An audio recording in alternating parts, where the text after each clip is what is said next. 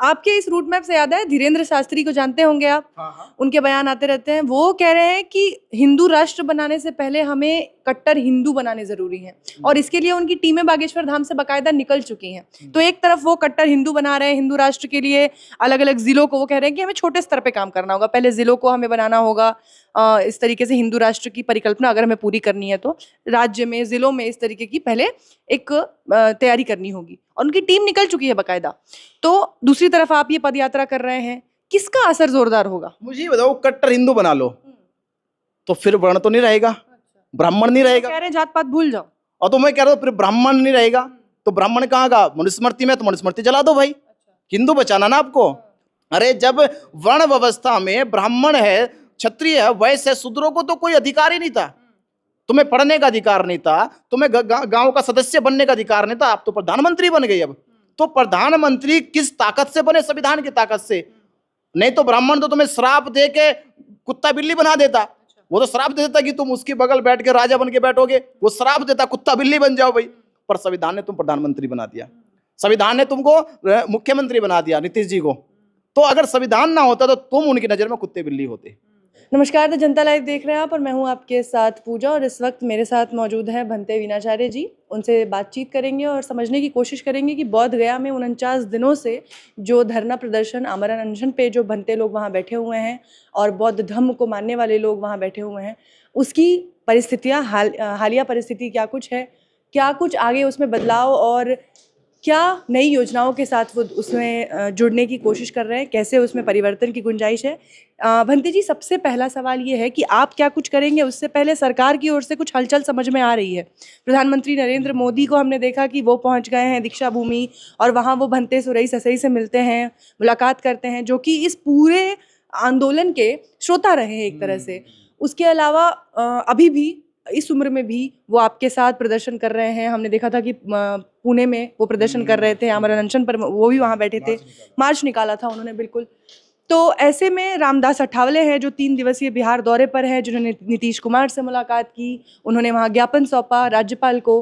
उसके अलावा प्रकाश आंबेडकर हैं जो कि अब पहुँचने वाले हैं आप लोगों के बीच में, और उन्होंने भी अपना एक वीडियो जारी किया जिसमें सख्त रवैया दिखाते हुए कह दिया कि हम इस पर किसी भी मामले में इस पर समझौता नहीं करेंगे।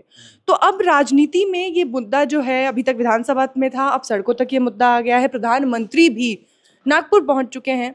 तो कहीं ना कहीं उम्मीद दिख रही होगी, अब आपको लग रहा होगा कि जो 49 दिनों की जो मेहनत थी वो सफल हो रही है।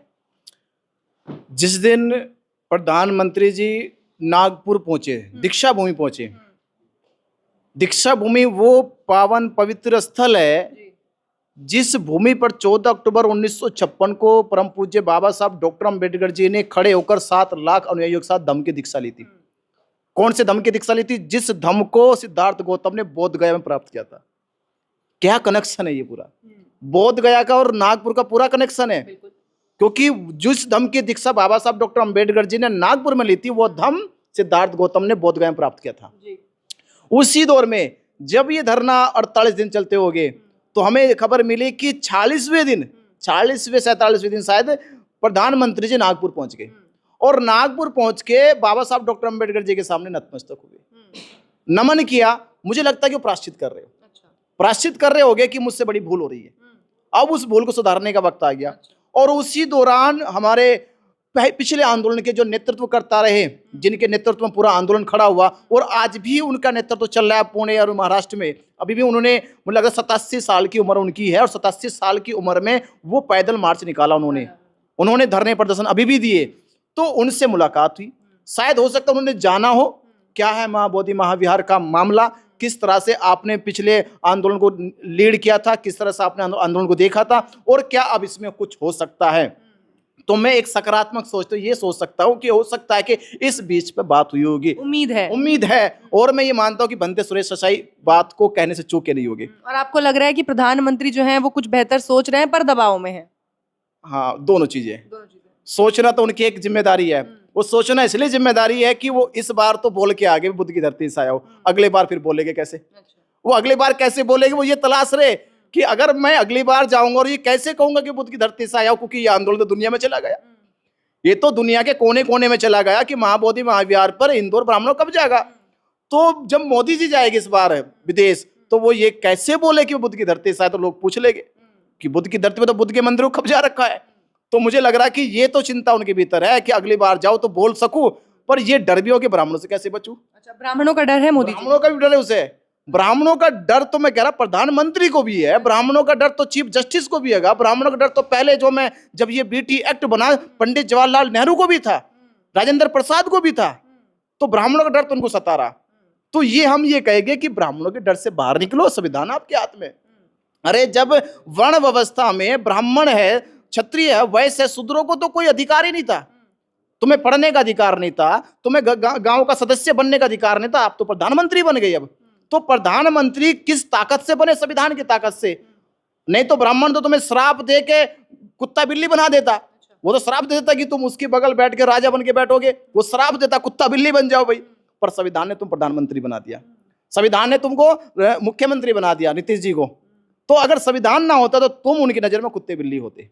तो अब ये सब जिस संविधान की ताकत से प्रधानमंत्री बने हो, उस ताकत का प्रयोग करो और महाबोधि महाविहार को ब्राह्मणों से मुक्त करो। चलिए, ये बहुत बढ़िया है कि आप लोग उसको पॉजिटिव वे में देख रहे हैं और आप लोगों को उम्मीदें हैं। अभी तक कुछ बड़ा किया नहीं गया था, शांतिपूर्ण तरीके से आप लोग बैठे थे, उतने में ही सरकार में हलचल देखने को मिल गई। अच्छी बात है, लेकिन अब क्या बड़ा करने जा रहे हैं आप लोग? वो थोड़ा सा दम मिल गया है तो मुझे लग रहा है आप लोग ज्यादा अब उत्साहित होकर कुछ आगे प्लान बना रहे हैं। प्लान ये है कि एक चीज कहेगी कि जब सरकार तुम्हारे पास ना आ रही हो तो सरकार के घर चलो। अच्छा, तो सरकार को दिखाने 49 दिन हो गए, सरकार हमारे पास नहीं आ रही, तो हमने रणनीति बनाई सरकार के घर चले गए। अच्छा, या अगर रास्ते मिल गए तो रास्ते में पकड़ लेंगे। तो हमने 12 मई को बिहार के मुख्यमंत्री बोधगया आएंगे। अच्छा, तो पहला तो यह है कि हम बिहार के मुख्यमंत्री नीतीश कुमार जी को बोधगया में बैठाएंगे। हमारी बात सुन के जाओ। अगर वहां से वो निकल गए किसी तरह से तो पटना में जाएंगे। हम तो पटना में जाएंगे, मुख्यमंत्री आवास का घेराव करेंगे, विधानसभा का घेराव करेंगे और वहां से तभी उठेंगे जब नीतीश कुमार लिख के देंगे कि बेटी एक्ट 1949 रद्द किया जाता है। अच्छा। उससे पहले अभी क्या कुछ तैयारियां आप लोगों की? कुछ रथ यात्रा निकालने की, पद यात्रा की बात कर रहे थे आप? हाँ, ये पद यात्रा, ये घेराव की तैयारी के लिए पद यात्रा है कि हम 14 अप्रैल से दलित प्रेरणा स्थल बाबा साहब डॉक्टर अम्बेडकर जी के जन्मदिन से, उनकी जयंती से ये यात्रा निकालनी शुरू कर रहे। जो यात्रा हमारी उत्तर प्रदेश के प्रमुख जिलों से होती हुई बोधगया पहुंचेगी। ये यात्रा लगातार करीब 1 महीना चलेगी। रूट मैप क्या होगा इस पूरी यात्रा? हमारी यात्रा का रूट मैप होगा जो नोएडा से शुरू हो जाएगी। दलित प्रेरणा स्थल पूरे देश जानता है कि जहां पर दलित प्रेरणा स्थल पे जहां बहुजन समाज की प्रतिमाएं हैगी, उन प्रतिमाओं को नमन करेंगे, वंदन करेंगे और वहां से निकलेंगे गाजियाबाद, गाजियाबाद से निकलेंगे हम लोग मेरठ, मेरठ से मुजफ्फरनगर, मुजफ्फरनगर से बिजनौर, बिजनौर से अमरोहा, अमरोहा से मुरादाबाद, मुरादाबाद से रामपुर, रामपुर से बरेली और बरेली से जाएंगे बदायूं, बदायूं से जाएंगे कासगंज, कासगंज से एटा, एटा से जाएंगे अलीगढ़, अलीगढ़ से मथुरा, मथुरा से आगरा, आगरा से फिरोजाबाद, फिरोजाबाद से मैनपुरी, मैनपुरी से कन्नौज और कन्नौज से जाएंगे हरदोई, हरदोई से जाएंगे सीतापुर, सीतापुर से जाएंगे लखनऊ, लखनऊ से जाएंगे बाराबंकी और बाराबंकी से जाएंगे अयोध्या, अयोध्या भी जाएंगे। अच्छा, अयोध्या साकेत जाएंगे और हो सके वहां भी कुछ खेल हो जाए। अयोध्या रुकेगी इसलिए हमने कहा अयोध्या भी जाएगी इस बार, पूरा काफिला लेके जाएंगे।